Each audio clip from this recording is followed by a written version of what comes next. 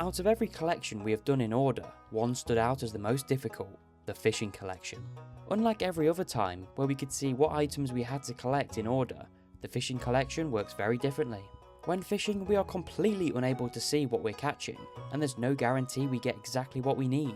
But even if we solved that problem with the use of sonar bobbers that would allow us to see what fish we had hooked, there are still items such as algae, jellies and seaweed which hook in instantly without giving me any chance to cancel.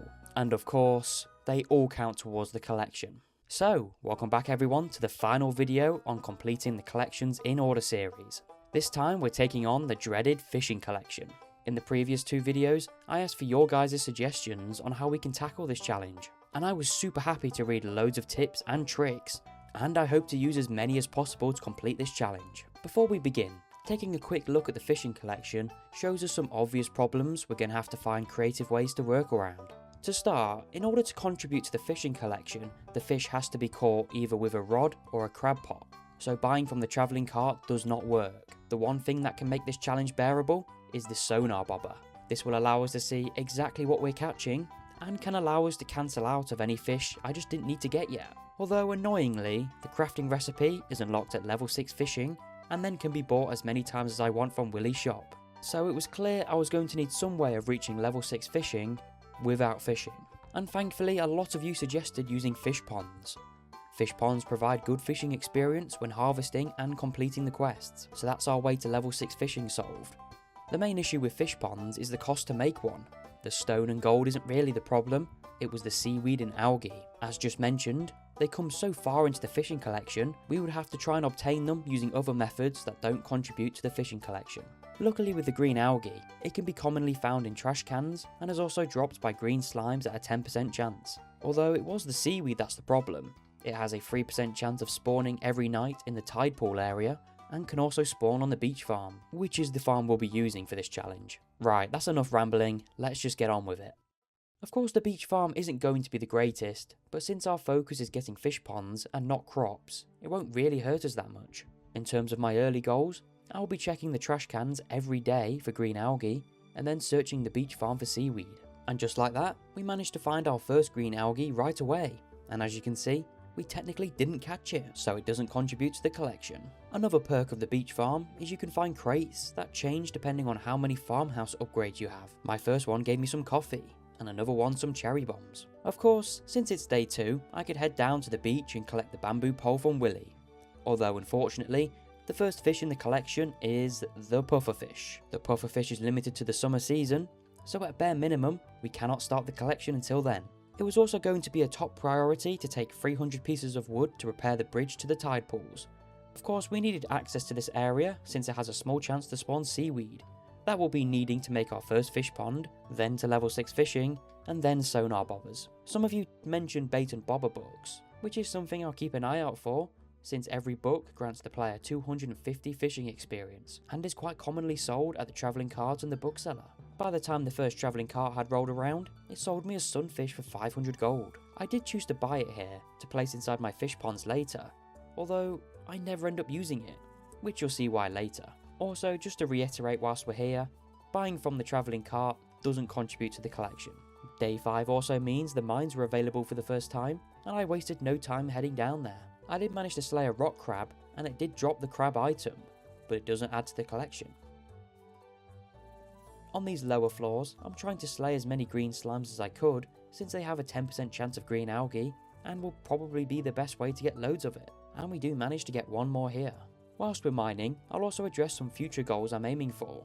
I'll be trying to reach Ginger Island as fast as possible, as the stingray, lionfish and blue discus are all exclusive to it, and cannot be caught anywhere else. Unfortunately, the best way to do this is via the Jojo route, but it will be troublesome, since I can no longer go for catfish. This means we'll have to rely heavily on crops to make money early on, like potatoes and strawberries. By the end of the day, we have made it down to floor 20 and came away with one more green algae, and I was straight back into the mines the very next day, which I found my first one on a slime infested floor. Looking back on it, it's a shame I didn't think of resetting this slime infestation for the entire day for even more green algae.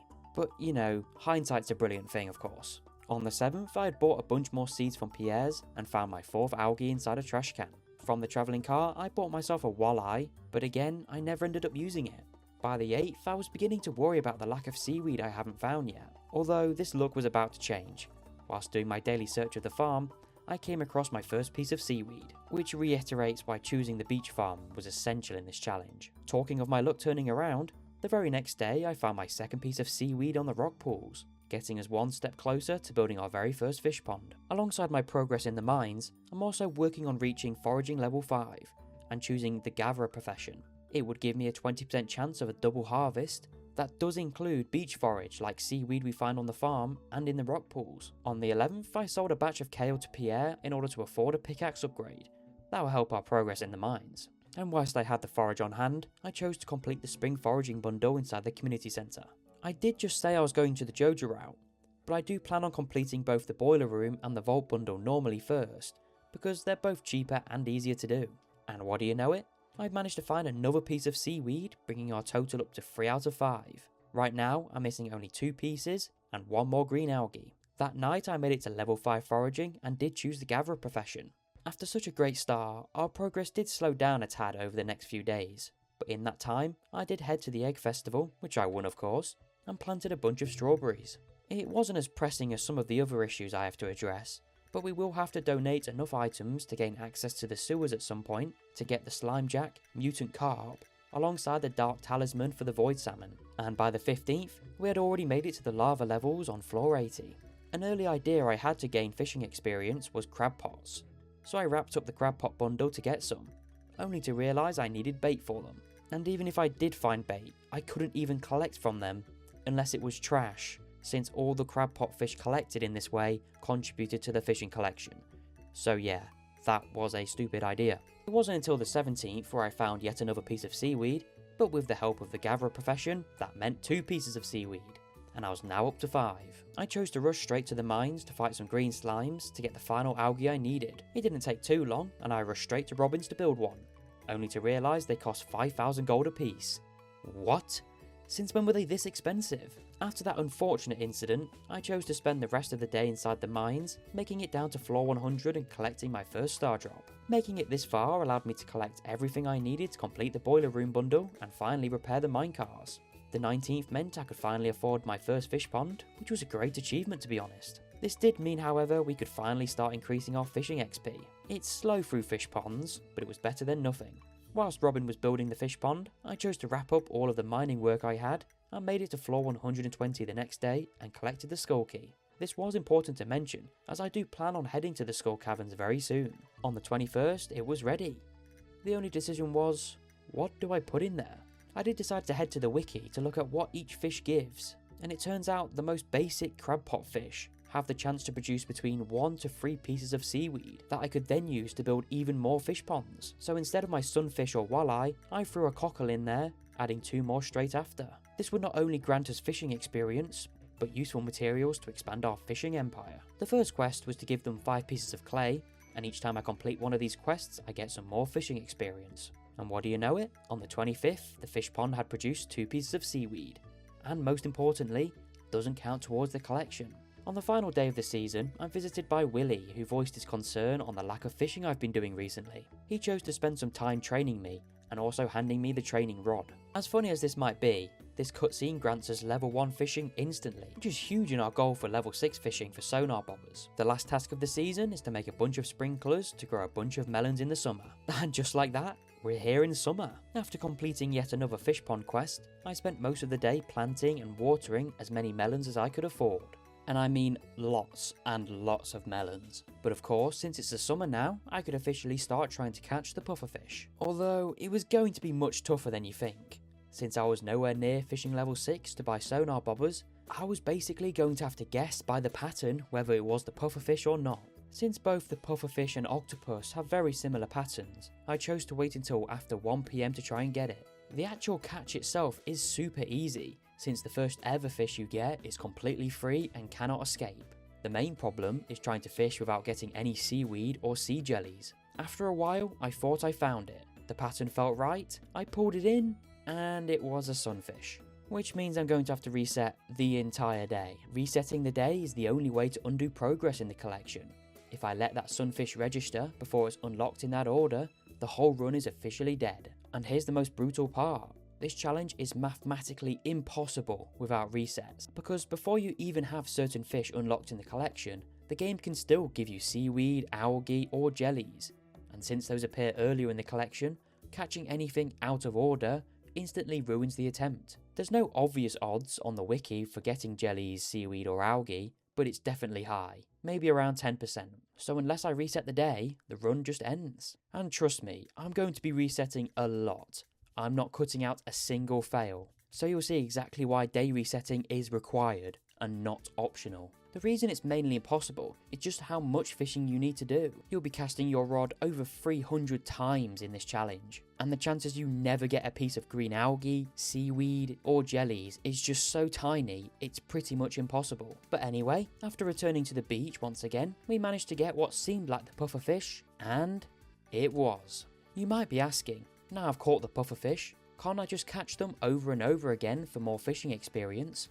It does have its limitations. For one thing, we would need to get our hands on a bait maker, which doesn't unlock until level 6 fishing, and by that point we also unlocked sonar bobbers, so it would be pointless. And secondly, even if we could get loads of targeted pufferfish bait, the more times we keep fishing, the better chances we have of getting both seaweed and sea jellies, which come later in the collection and would lead to another day reset. And judging by how common these items were to get, it'll be much more efficient for us just to keep working on our fish ponds than wasting time catching pufferfish and resetting the day every time we get one of those items. And just a reminder, these aren't rare items, these are common items. It is almost impossible for you to spend a day fishing and not get at least one of these. I did choose to sleep straight after that to save our progress and make sure I don't do anything to accidentally ruin today's progress. And sleeping to save our progress is yet another great suggestion made in the comments. Sleeping obviously saves the day and meant I didn't have to get every fish one after the other, and instead could save my progress slowly, one fish at a time. We wouldn't be able to make any more progress in the fishing collection since the next one is the anchovy. That's caught during the spring or fall. That meant this season's objective was to search for even more seaweed and algae to make more fish ponds to get me to fishing level 6. And whilst I'm at it, tried to complete the vault bundle too. On the 13th of summer, our melons were ready, and I even managed to get myself a giant one. Selling them all at Pierre's put me on 54,000 gold, which was more than enough to finish the vault bundle. With the remaining gold, I did buy a bunch more melon seeds to plant under the sprinklers. I chose to spend the next day inside the mines, farming a bunch of iron and coal ore to make bombs for tomorrow's trip. The goal of the Skull Caverns, as always, was to gather as much iridium ore as possible, which I can turn into iridium bars to fund the rest of the community centre, and anything else along the way. Luckily, I did come out with a prismatic shard that I was able to trade in for the galaxy sword, alongside a bunch of triple shot espressos and spicy eels. It had felt like forever since I found my last seaweed, and that all changed today as my fish pond had produced 2 more pieces, and also another one on the beach. That meant I was back up to 5 pieces, and I headed straight to the caves to slay some green slimes for the green algae. And just like that, I built my second fish pond. I caved in and bought the Jojo Mart membership, which is always painful to do, but will allow us to finish the community centre much quicker and get to Ginger Island much faster too. The next day I bought the bridge repair, followed by yet another Big Skull Caverns run. On the 20th my second fish pond was finished, and I chose to place yet another crab pot fish into it for even more seaweed chances. Later I paid for the greenhouse repair, and it wasn't too long later until I received 2 more pieces of seaweed from our fish ponds. Selling a few more iridium bars at Clint's, I was able to afford the panning upgrade and wrapped up the community centre. A few days later, yet more seaweed came from the fish pond, and as soon as Willie's shop opened, I headed straight down there to donate all the materials to repair the boat to Ginger Island. I did come across another slime infestation in the mines, and I decided to take full advantage of it this time and farm a bunch of green algae for another fish ponds. Before heading to Ginger Island, I chose to buy myself the backpack upgrade and also sell a bit more iridium to buy a bait and bobber book from the bookseller. That alone was enough to push me up to fishing level 2. It was still a way off level 6, but we were about to skyrocket that level up very soon. For now though, it was time to head to Ginger Island. As mentioned before, my main goal here is to find 100 golden walnuts to unlock Mr. Key's walnut room, and also get enough golden walnuts to unlock the island east to catch the stingray later. Around 5 PM, I had enough golden walnuts to unlock the island west, and later the dig site too. The next day, I was straight into the volcano to find a bunch more golden walnuts, and before the arrival of fall, I harvested a batch of melons and planted a bunch of crops on the island farm. some for quests and others for walnuts. In the evening, I tackled the annoying memory puzzle, which I totally didn't use my phone to record the pattern. You believe me, right guys? With the Island East finally unlocked, I could access the Pirate's Cove for one more golden walnut, and also means once I get around to the Stingray, I'll be able to catch it right here. On the first of fall, Gunfer is at my door to hand me the rusty key to the sewers, which was a perfect timing, as I would need to access there later for a few fish. On the second, I found yet another piece of seaweed on the beach, which put my total up to 5. Before I built another fish pond, I headed to the sewers to speak with Krobus, in order to access the mutant bug lair and get the dark talisman. I would need to come back to the mutant bug lair later for the slime jack. And what do you know it? The very next morning, my pond had given me 2 more seaweed. And boom, our 3rd fish pond. Once again, I'll be placing a crab pot fish in there to get even more seaweed. To make the farm look nice, I did decide to add some paths, because why not? Over at the bookseller, I bought myself yet another expensive bait and bobber book, which was enough to push me to level 3 fishing. On the 8th, I found more seaweed, which meant I could build 1 more fish pond. And by the 13th, I finally had 100 golden walnuts to access Mr. Key's walnut room. And now is probably the perfect time to explain why I even need to get in here.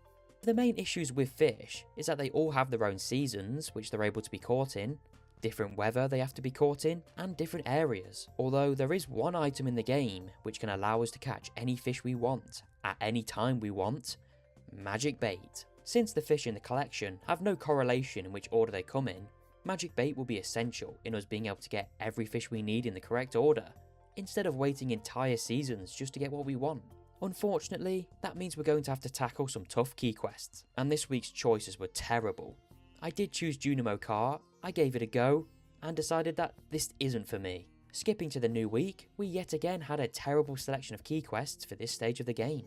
But by the end of fall, we had finally reached level 4 fishing thanks to our fish ponds, and found even more seaweed on the beach too. The first key quest I decided to attempt was the Skull Cavern Invasion, which was tough, but definitely possible. On my first attempt, it went pretty terribly, and I chose to call it quits on floors 29.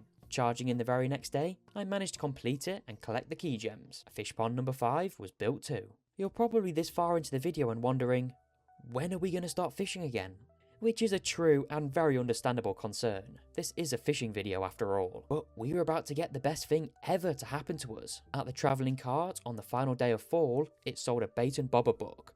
But it wasn't just one, it was as many as I could afford to buy. That meant I could, right now, get to level 6 fishing as long as I had the gold to do so. Although it wasn't going to be that easy. They cost 6,000 gold each, and I could only afford 4 right now. Those alone was just enough to boost me to level 5 fishing. I wasn't going to let this opportunity slip, so I sold everything, and I mean literally everything I could. But even after 1 more it wasn't enough. 2 more it wasn't enough. So yet again I sold even more stuff.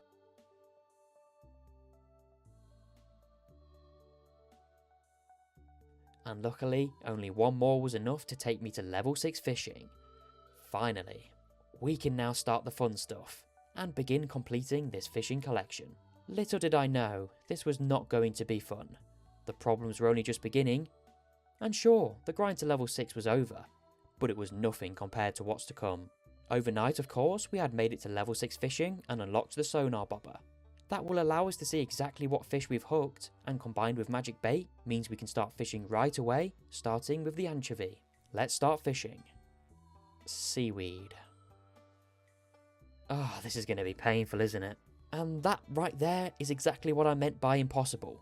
You are pretty much guaranteed seaweed or sea jelly at least once every 10 or so attempts. The main drawback of magic bait is it allows you to catch any fish that might be in a certain location from any season, making getting exactly what we want much harder. And not long after the first reset, we managed to get ourselves yet another seaweed. That doesn't matter, 3rd time's the charm, and this time I chose to fish on the farm, which went even worse.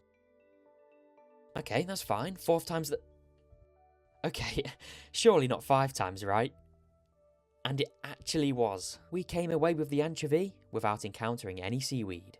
And this is where the sleep and save strategy comes in. Whenever I finally caught the fish I needed in the correct order, I would immediately end the day and sleep to lock in that progress. Sleeping obviously saves the game and also the collection permanently. From that point on, If the next day I accidentally caught seaweed, algae, or anything out of order, I could then reset the day without losing the fish I'd already secured. Basically, every time I sleep, it becomes a checkpoint. Catch the right fish, sleep, and lock it in. The next fish was tuna, and could also be caught in the ocean. And we're right back to Seaweed Street once again. I then chose to try and catch it on Ginger Island, since the amount of different fish that could be caught there are much lower, and we managed to get it first try. You're probably wondering, why have I just started fishing again? What happened to the sleep and save strategy? Well, that was the plan, until I realised the date. It's currently winter free, and we will need to have everything completed by the 15th, which is the start of the night market, and I would need to take the submarine down to catch the midnight squid, spookfish, and blobfish. So I couldn't really afford to just catch one fish and sleep. We had to risk it and go for more than one per day. Luckily, the next one in line was the sardine, which I got first try, although I wouldn't always get this lucky, so I chose to head to bed and save our progress. The bream was next, and it was a river fish that didn't cause us too much trouble. Same with the largemouth bass. Yet again, I didn't want to risk going any further, so I slept once again. You may have noticed I've accumulated lots more seaweed from my fish ponds, but since I'm already fishing level 6, I don't have any use for them anymore. The next fish was the smallmouth bass, that caused no problems to get. Then the rainbow trout, then the salmon. It was definitely risky going for 3 in one day, but I still had all of these fish to go before the 15th, so I had to take risk. And things continued fairly clean sailing. The walleye, then the perch, but then I got greedy. The next fish I needed was the carp, and I'd already caught the walleye and the perch in the same day and haven't slept yet. And I thought, the sewers is a good place to get the carp, since it's only the mutant carp and the carp down there. But that wasn't true. White algae, which of course isn't next in the collection, so it's time to try again. The next attempt ended fast with some green algae, but the very next attempt I got all 3 fish and went straight to bed. The search for catfish gave me many more fails, but after I caught it, I got the pike and went to bed. Although it was at this point I realised there is no way at this rate I could get to the midnight squid, spookfish and blobfish before the night market arrives, and I was just going to have to put up with that and figure out something else later. But for now, the hunt must go on. The sunfish was next, and after some mandatory green algae, we managed to catch it, along with the red mullet too. Even more fails later, got us the red herring and the eel, but what came next scared me. The octopus. Personally, this is the most difficult fish to get in the entire game, and what made it even worse is the fact that I'm only fishing level 6, and since I have to have a sonar bobber on instead of a trapper bobber, it makes catching it 1,000 times harder. Being the absolute greedy player ever, I chose to go for the octopus before saving for both the herring and eel I've just caught, and to nobody's surprise, I get a sea jelly, meaning I'll have to start the day over. And one more seaweed later, you won't believe what I did again. Once again, I caught the herring, then the eel, and instead of sleeping, I tried for the octopus again, and got sea jelly. I don't even know why I did this, it was so stupid. This time, I wasn't going to make that same mistake, and chose to sleep straight away after getting both the herring and eel. The best idea was for the octopus to head to Ginger Island, since the potential pool of fish is much better, although it went as expected. And this marked probably the longest grind for a single fish in the entire challenge.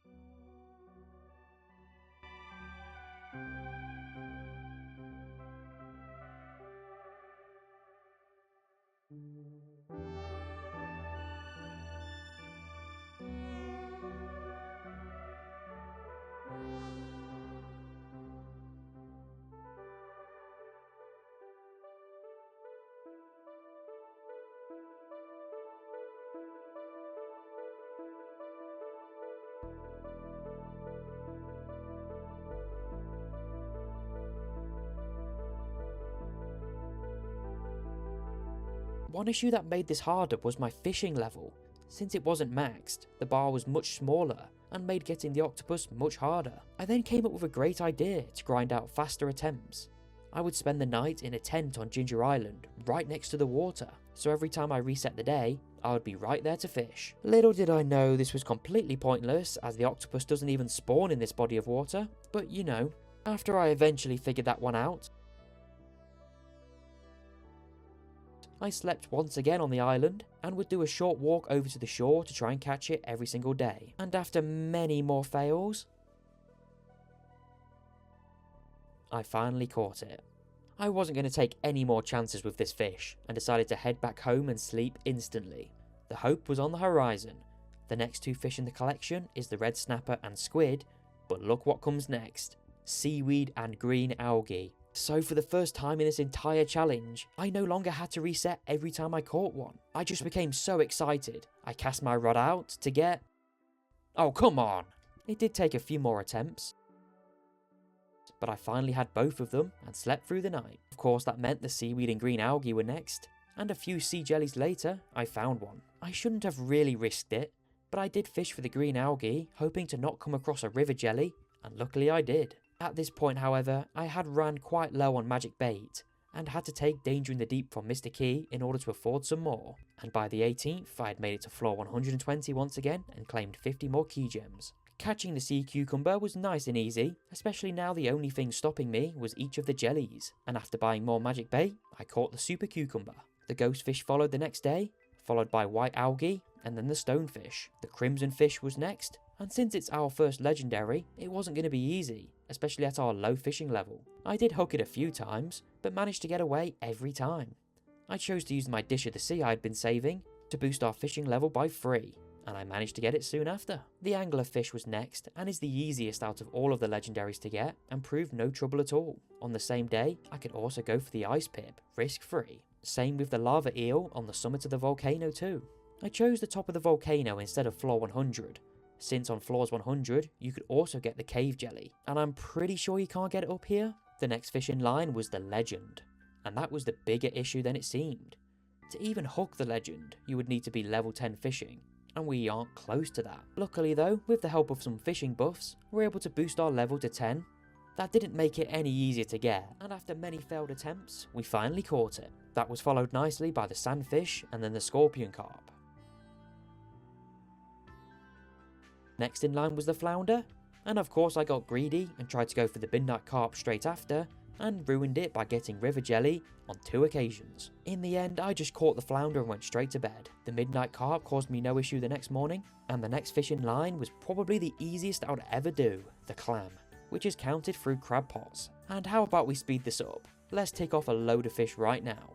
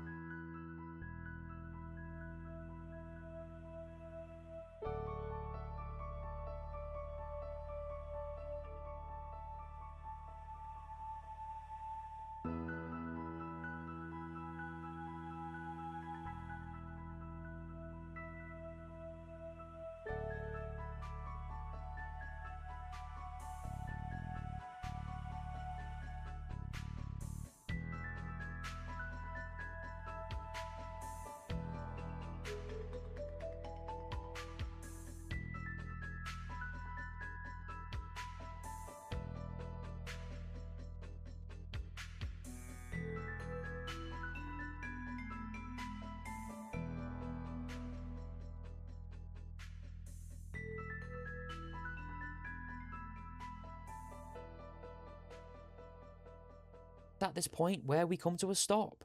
How on earth do I plan on getting the midnight squid, spookfish and blobfish without the night market? Well, it turns out there is a way. Using magic bait in a certain area of the ocean has a chance to catch all 3 of them at any time of the year. That allowed me to get all 3 of them with relative ease. Kind of. The 3 ginger island fish were next, and were all quite easy to get, especially with the only items that could cause us problems being the 3 different jellies. But after the blue discus, that meant we could start finding the jellies, and it started with the river one. And no joke, I spent the next 3 Stardew Valley days and over 40 minutes trying to get a river jelly, but finally on the 14th I found my first one, followed very swiftly by the cave jelly. With only 1 jelly to go, the sea jelly. And judging by how many times I've gotten this over the course of the video, getting this one's gonna be a breeze. Cannot wait. Yep, it took that long. I don't even want to go into it. That left just 1 final fish, the goby. And since we had somehow managed to catch every single fish before it in the collection, there was finally nothing that could ruin the run. One final cast, and it was over. The entire fishing collection completed in order. And honestly, that might have been the toughest one yet. The minerals and artifacts were grindy, the shipping collection and the cooking collection were mainly about planning, but the fishing one was relentless. This one genuinely pushed the challenge to its limit. But with that single goby, that is it. Every collection I've attempted, completed in order, from start to finish. And that of course means the series is officially done. So if you've made it all the way to the end of this one, or you've been following the entire series from the start, genuinely thank you, and I hope you enjoyed. These challenges are only doable because all of you are here with me. Even though this chapter is finished, there's of course still a lot more to come. More challenges, more ridiculous ideas, and probably a lot more suffering. So if you enjoyed this one, make sure you're subscribed so you don't miss what's next. And any future suggestions for challenges, I'd love to hear them in the comments below. And I'll catch you in the next one. Later.